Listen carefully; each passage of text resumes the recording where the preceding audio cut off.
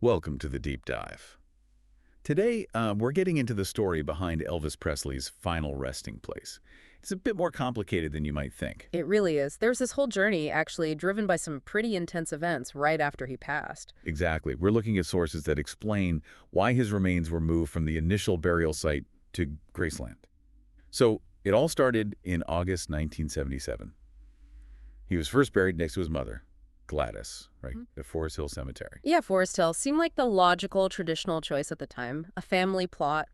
But that piece didn't last very long at all. No kidding. It really highlights the kind of, well, the level of fame and attention surrounding him, even after death. Absolutely. Because just days, literally days, August 29th, I think it was, there is an attempted grave robbery. Can you even imagine Yeah. the shock of that?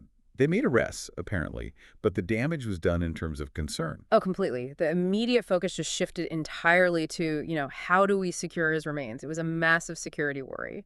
That incident was definitely the catalyst. You can understand Vernon Presley's reaction. Definitely. His priority became absolute protection for his son. Understandable grief, but also this urgent need for security.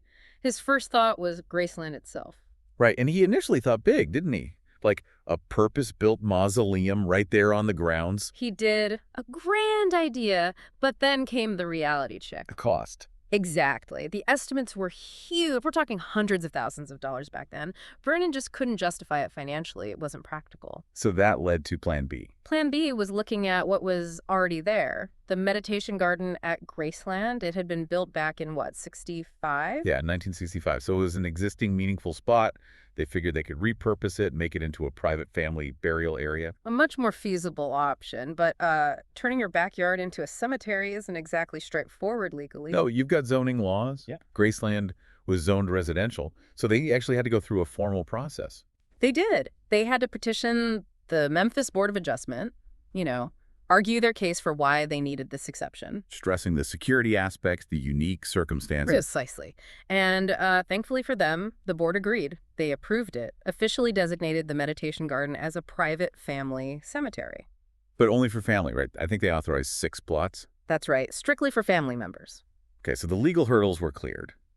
The move itself happened pretty quickly after that October 2nd, 1977. Yes. And it was done very discreetly, under wraps, you could say, heavy police guard, the whole thing, because those security worries hadn't gone away. Makes sense. Yeah. And Graceland's own security got beefed up around that time, too. Absolutely. Now, about the actual burial in the meditation garden, the security measures there were, well, quite something. They didn't just bury the casket. No. His bronze casket was first placed inside a large concrete vault, like a box within a box. Okay, that sounds pretty secure already. But they went further. They went much further. Then they filled that entire outer vault with concrete. Wow.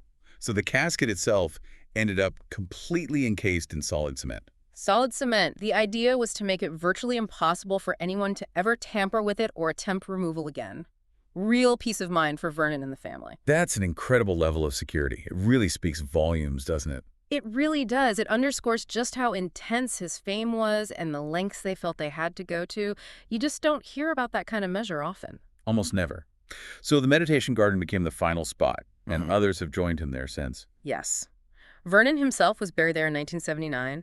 Then Elvis's grandmother, Minnie Mae Presley, in 1980. And more recently, his grandson, Benjamin Keough, in 2020, and Lisa Marie Presley just last year in 2023. That's right. So Graceland is now officially a registered private cemetery under Tennessee law. But it's interesting. Even though it's private, fans can still visit the meditation garden, right? There's Yeah. a specific time. Yes, they allow access for about an hour each morning, usually 7:30 to 8:30 a.m., I believe. Free of charge, no tour ticket needed just for that. It's a really interesting balance they strike there. Family privacy, necessary security, but also acknowledging the connection fans still feel. It is.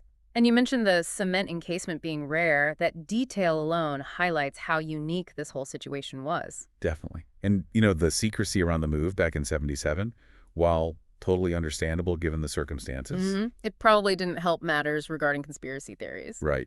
Our sources hinted at that.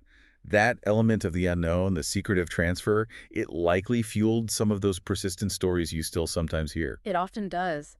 Secrecy and intense public fascination can be a pertinent mix for speculation. So, looking back at this whole story, it really paints a picture of intense family love and protection. But it also says so much about Elvis's enduring legacy. It really does. The way fans still connect, the need for such extreme security measures even after death. Yeah, this extraordinary level of security combined with that managed public access. It makes you think, doesn't it? What does it really tell us about the nature of fame, about memory, and how we as a public relate to these truly iconic figures long after they're gone? Something to ponder. Thanks for exploring this with us today.